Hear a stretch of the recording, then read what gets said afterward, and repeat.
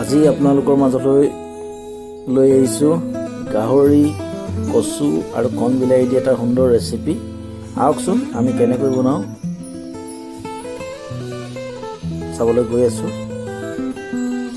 প্ৰথমতে আমি গাহৰিখিনি ভালকৈ ধুই লৈ বইল কৰি ল'ব। দেখিছে কেনেকৈ বইল কৰা দেখাই আছোঁ আপোনালোকক। এইখিনি মিনিমাম 10-15 মিনিট বইল কৰাৰ পিছত আমি সৰুকৈ আমি কচুখিনি কিয়নো ধুনীয়াকৈ আমি দেখিছে আপোনালোকে কচু আৰু কণ বিলাহী আমি ধুনীয়াকৈ বইল কৰি লৈছোঁ। উতলি আছে ধুনীয়াকৈ দেখিছে আপোনালোকে। এয়া অলমষ্ট গাহৰিখিনি বইল কৰা হৈ গ'ল। সময়ৰ অভাৱ সেইকাৰণে আপোনাক কমকৈ কাটি দেখাইছোঁ। এয়া দেখিছে আপোনালোকে বইল কৰা হৈ গৈছে অলমষ্ট। আৰু ইয়াত দেখিছে আপোনালোকে এটা সৰু বিলাহী আমি কাটি লৈছোঁ আৰু এটা পিঁয়াজ আৰু কেইটামান কেঁচা জলকীয়া আৰু আদা নহৰু পেষ্ট বনাই লৈ লৈছোঁ। দেখিছে আপোনালোকে গাহৰিখিনি হৈ গ'ল অলৰেডি বইল। এতিয়া আহকচোন আমি বনাবলৈ গৈ আছোঁ। প্ৰথমে গেছটো জ্বলাইছোঁ।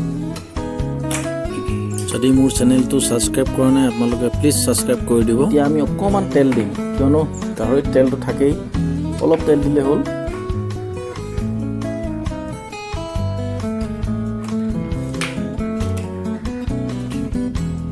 তাৰপিছত আপোনালোকে পিঁয়াজখিনি নিদিব। প্ৰথম তেলটো অলপ গৰম হোৱাৰ পিছত আপোনালোকে মাংসখিনি দিব। মাংসখিনি ধুনীয়াকৈ ৰঙা হৈ যোৱালৈকে আপোনালোকে বনাব, লৰাই থাকিব। 5-10 মিনিটমান এনেকৈ লৰোৱাৰ পিছত দেখিব আপুনি অকণমান কালাৰ আহি গৈছে মাংসখিনিত। দেখিছে মই ধুনীয়াকৈ লৰাই আছোঁ। আপোনালোকে প্লিজ মোৰ চেনেলটো আপোনালোকে ছাবস্ক্ৰাইব কৰিবলৈ নাপাহৰিব আৰু ভিডিঅ'টো ভাল পালে শ্বেয়াৰ কৰি দিব। অলপ দেৰি ভালকৈ লৰাব আপুনি।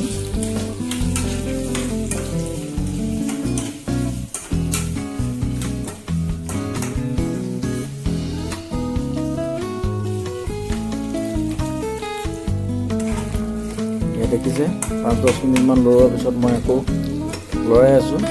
এতিয়া চাওক আপোনালোকে মই প্ৰথমতে পিঁয়াজখিনি দিম। কেঁচা পিঁয়াজখিনি দি আছোঁ। দি পিনি অলপমান লৰাই দিব আপুনি। অলপ লৰোৱাৰ পিছত আপোনালোকে এতিয়া অলপ হালধি দিব। 1 চাহ চামুচ দেখিছে কিমান পৰিমাণ অনুযায়ী দিব আপোনালোকে। তাৰপৰা 1 চাহ চামুচ মান অনুমান অনুযায়ী অলপ নিমখ দিব। তাৰপিছত আকৌ ভালকৈ লৰাই দিব।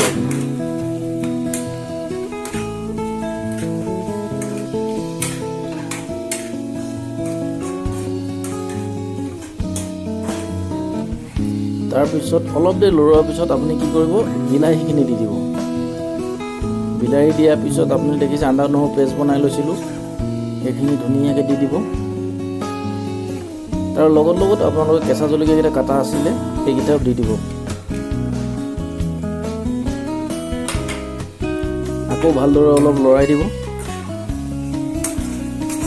এনেকৈ 5-10 মিনিট ভাজি ল'ব মাংসখিনি।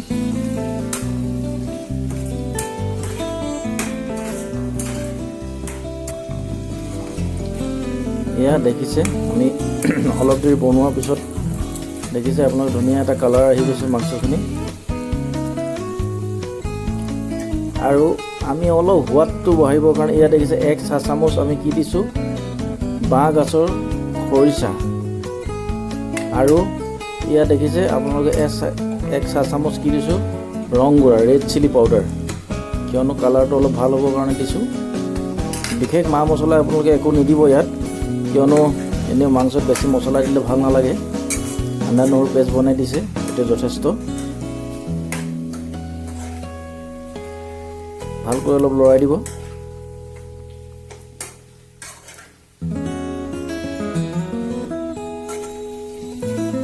এনেকৈ অলপ দেৰি লৰোৱাৰ পিছত দেখিব কালাৰটো ধুনীয়া হৈ আহিছে।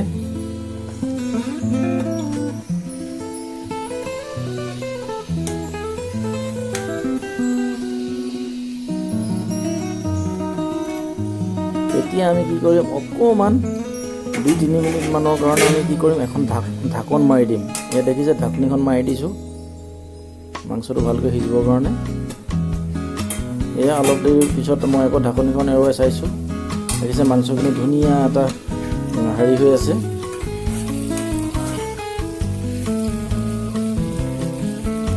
এতিয়া আমি কি কৰিম, যিখিনি বইল কৰি থৈছিলোঁ কচু আৰু কণ বিলাহী, এইকেইটা আমি দি দিছোঁ। চাওক আপোনালোকে,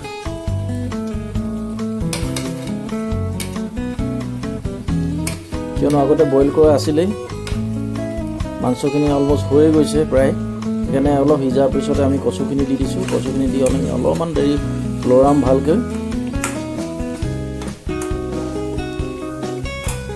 এয়া দেখিছে আপোনালোকে প্ৰায় হৈয়ে গৈছে মাংস। 5-10 মিনিট হোৱাৰ পিছত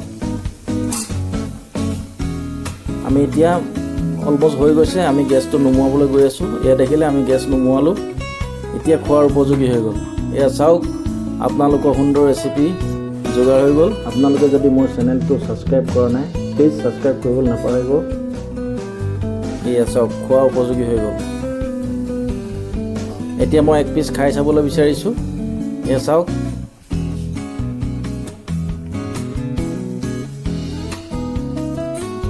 ধুনীয়া হৈছে।